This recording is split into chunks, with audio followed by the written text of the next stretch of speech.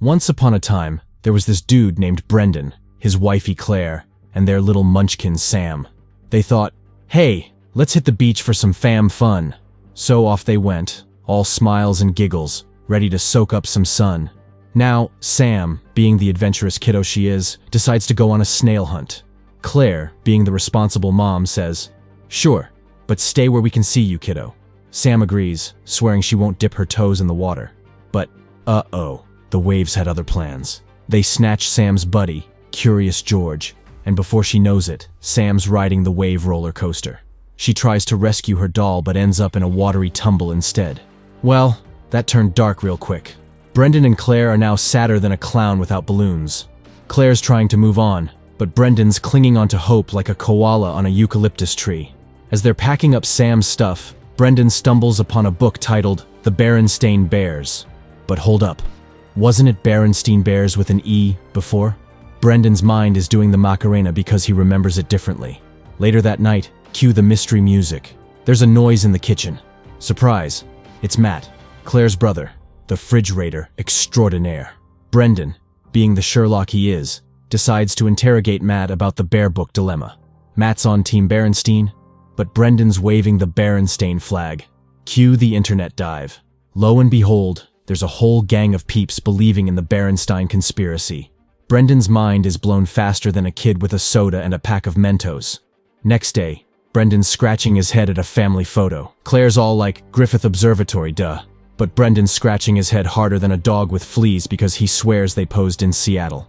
Claire's too busy cooking to care, so Brendan's left to ponder in solitude. Off to Matt's cave of wisdom. Brendan spills the beans about the Mandela Effect, but Matt's having none of it. It's just bad memory, bro, says Matt, crushing Brendan's dreams like a soda can. But Brendan's not giving up. He's diving deeper than a snorkeler in the Great Barrier Reef. Forums, theories, you name it. Turns out, there's a wild tale about CERN and a big bad collider causing all this Mandela madness. Now Brendan's off to seek answers from a priest named Isaac. He asks him if God exists or not. So, after Brendan's little chat with Isaac, he's suddenly not buying the whole God created the world spiel. Claire, seeing Brendan's skepticism, tries to snap him out of his past obsession with Sam.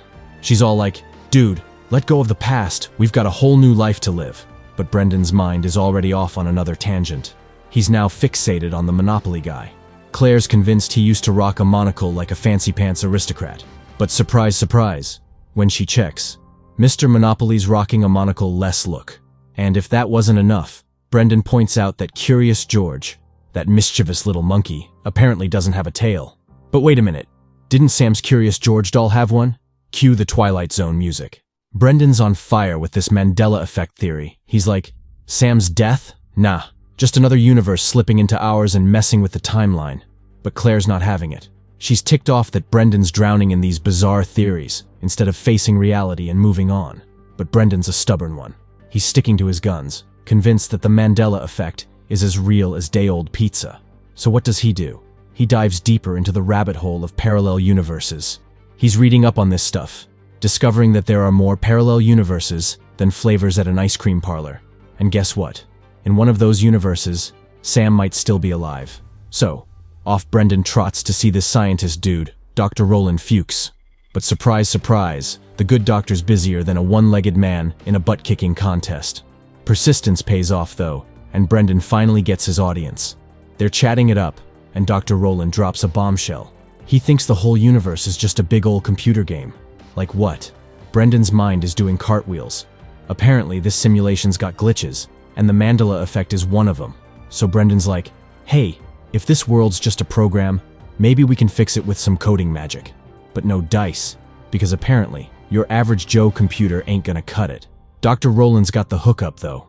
He's built a quantum computer, the Rolls-Royce of computing, stashed away in some university. And get this, there's a chance Brendan's script could run on it. So Brendan's off to hit the books on quantum computing faster than you can say nerd alert. He's gonna crack this simulation code wide open, or at least give it the old college try. Let's hope he doesn't accidentally delete the universe or something. So, Brendan's playing mix and match with his game code and some quantum mumbo-jumbo, and voila, he's cooked up a brand spankin' new script. Next thing you know, he's waking up to find Sam chilling at the crib like she never took that fateful dive into the parallel pool. At first, Brendan's thinking he's lost his marbles. But hey, who's gonna argue with a second chance at father-daughter shenanigans? Our boy Brendan's on cloud 9, thinking he's the master of the universe, or at least the parallel universes. But hold your horses, folks, cause Claire's acting weirder than a cat in a cucumber patch. Turns out, in this new-fangled universe where Sam's alive and kickin', Claire's stress levels have hit the roof. Talk about trading one problem for another. Cue Brendan's panic mode. He's racing to see Dr. Rowland for some answers, only to find out the poor doc checked out 2 months back. Talk about a twist in the plot. Brendan's starting to think his script ain't just your run-of-the-mill bug fixer. It's causing Mandela effects left, right, and center. Realizing he's in deeper water than a snorkeler in the Mariana Trench, Brendan decides it's now or never. He's got to hit the quantum computer facility and hit that cosmic reset button before things go full-on apocalyptic. With his heart pounding louder than a bass drum at a rock concert, Brendan punches in his code and crosses his fingers for a universe-sized miracle. And boy, does he get one. But not before the whole world turns into a glitchy mess straight out of a video game gone wrong. Cars vanish, people start acting like malfunctioning robots, and buildings do the funky chicken dance. It's chaos with a capital C, but Brendan's not backing down, not when his family's on the line. Just when it seems like all hope is lost, Brendan's script kicks into overdrive, and the universe hits the reset button like it's a cheap toy on Christmas morning. Everything snaps back into place, from planets to microbes to that pesky Mandela Effect. Fast forward to a sunny day at the beach, and it's like deja vu all over again.